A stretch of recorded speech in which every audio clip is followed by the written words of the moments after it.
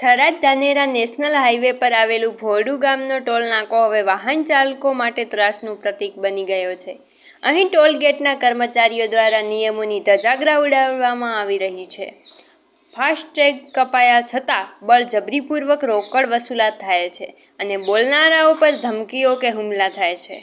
મળતી માહિતી મુજબ ટોલ પાસેથી પસાર થયા બાદ ભારે વાહનોને થોડે દૂર અટકાવી ટોલ કર્મીઓ દાદાગીરીપૂર્વક ₹500 રોકડ માંગે છે. ફાસ્ટેગ મારફતે રકમ કપાઈ ગયા બાદ પણ ડ્રાઈવરો પાસેથી આ વસૂલાત ચાલે છે. જો કોઈ ડ્રાઈવર વિરોધ કરે તો તેને ધમકાવવામાં આવે છે અને કેટલાક કિસ્સામાં તો મારપીટ સુધીની ઘટના બની છે. સ્થાનિક સ્તરે જાણવા મળ્યું છે કે અગાઉ પણ ટોલ ગેટના કર્મચારીઓ દ્વારા અનેક વાહન ચાલકો પર હુમલા કરવામાં આવ્યા હતા. આ પ્રકારની ફરિયાદો થરાદ પોલીસ સ્ટેશનમાં નોંધાઈ છે, છતાં અત્યાર સુધી કોઈ કડક કાર્યવાહી થઈ નથી. લોકોનો આક્ષેપ છે કે ટોલ ગેટ અને નેશનલ હાઈવે તંત્ર વચ્ચે મિલીભગત છે.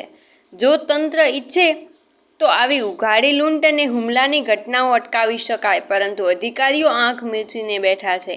થરાદ અધિકારીને પૂછતા તેમણે જણાવ્યું કે ટોલ વિભાગ મારી જવાબદારીમાં નથી કહી મામલો ટાળ્યો હતો. ભોયડુ ટોલ નાકો હવે ત્રાસ નાકો તરીકે ઓળખાય છે. સામાન્ય વાહન ચાલકો માટે રસ્તો સલામત હોવો જોઈએ, પરંતુ અહીં તો રસ્તો જ લૂંટ અને હુમલાનું મેદાન બની ગયો છે. જનતા અને વાહન ચાલકોની એક જ માંગ, આ લૂંટ અને દાદાગીરી સામે તાત્કાલિક તપાસ થઈ ટોલગેટના દાદાગીરો અને તેમને આશ્રય આપતા તંત્ર વિરુદ્ધ કડક કાર્યવાહી કરવામાં આવે. બ્યુરો ચીફ પીજે ચૌધરી, વાવ, થરાદ.